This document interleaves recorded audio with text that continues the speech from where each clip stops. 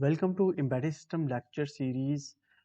इस वीडियो में हम AVR माइक्रो कंट्रोलर 80 मेगा 32 को यूज़ करेंगे और हम पोर्ट को एज एन इनपुट यूज़ करेंगे और इसमें एक लॉजिक ऑपरेशन जो है वो हम परफॉर्म करेंगे।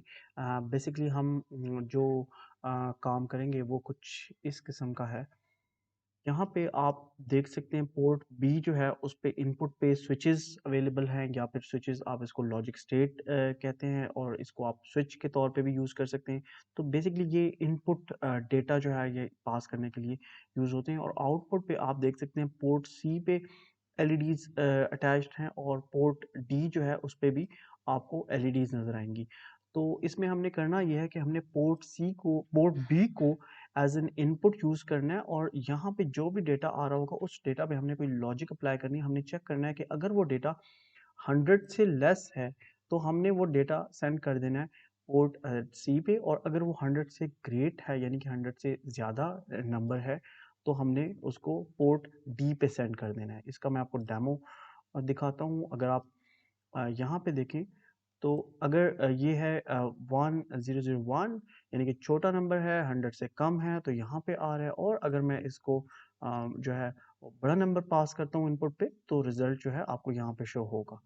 तो लेट्स गो एंड सी कि इसका कोड जो है वो किस तरह से लिखा जाता है। ये हमारे पास टास्क है जो कि गिवन है, AVRC प्रोग्राम है और बी को एज एन इनपुट यूज़ करना है हमने।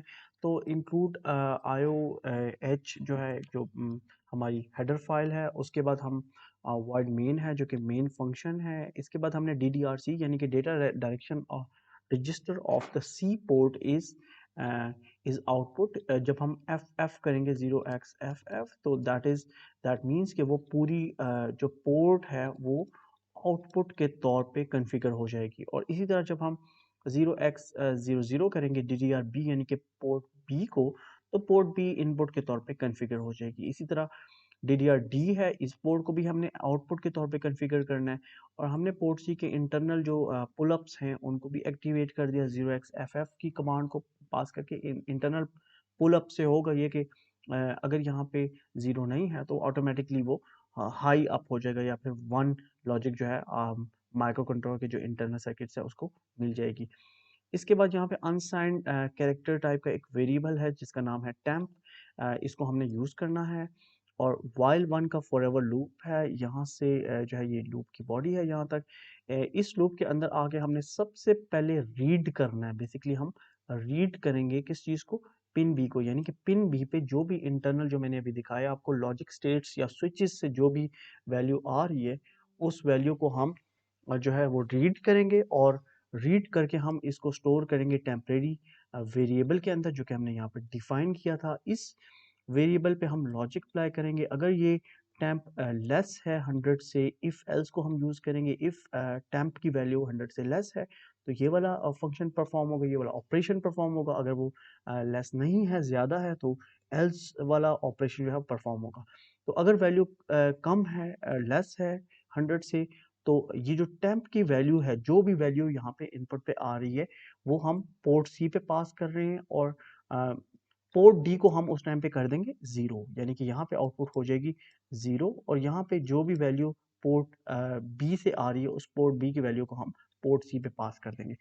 और अगर ये कंडीशन ट्रू नहीं है और तो ये यहाँ एल्स में आएगा और एल्स में आने के बाद हम यही काम करेंगे कि हम टेम्प में जो वैल्यू है यानी कि पोर्ट बी से जो इनपुट आ रही है उसको हम पोर्ट डी पे पास कर देंगे और पोर्ट सी को हम 0 कर देंगे। उसके बाद हमने इस इफ एल्स को क्लोज किया, यहाँ पे हमने वाइल वन को क्लोज किया और यहाँ पे हमने बिल्कुल बॉटम में हमने मेन जो फंक्शन है हमारा इसकी जो ब्रैकेट्स हैं उसको भी क्लोज कर लिया।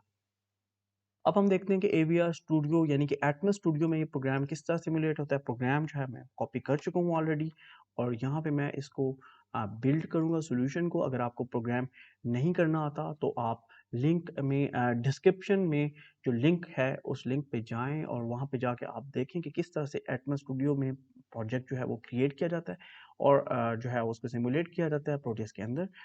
तो बिल्ड सॉल्यूशन को क्लिक किया मैंने और यहाँ पे बिल्ड सक्सीडेड आ गया। दैट मीन्स कि यहाँ पे कोई वार्निंग भी नहीं है और कोई एरर भी नहीं है। अब हम ये हेक्स फाइल जो यहाँ पे क्रिएट हुई है इस हेक्स फाइल को हम प्रोटियस के अंदर लोड करेंगे। यहाँ सॉफ्टवेयर के अंदर आप माइक्रो कंट्रोलर पे डबल क्लिक करें और इसको डबल क्लिक करने के बाद यहाँ पे आपके जो प्रोजेक्ट फोल्डर है इसमें एक फोल्डर होगा डिबग के नाम से। इस डिबग के फोल्डर में आप जाके ex4.hex फाइल है इसको लोड करेंगे, ओके को क्लिक करेंगे और यहाँ से सिमुलेशन रन करेंगे।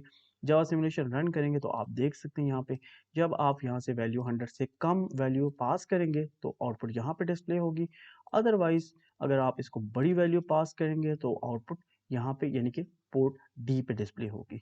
So this was all about this example. I hope you enjoyed learning. Thank you for watching.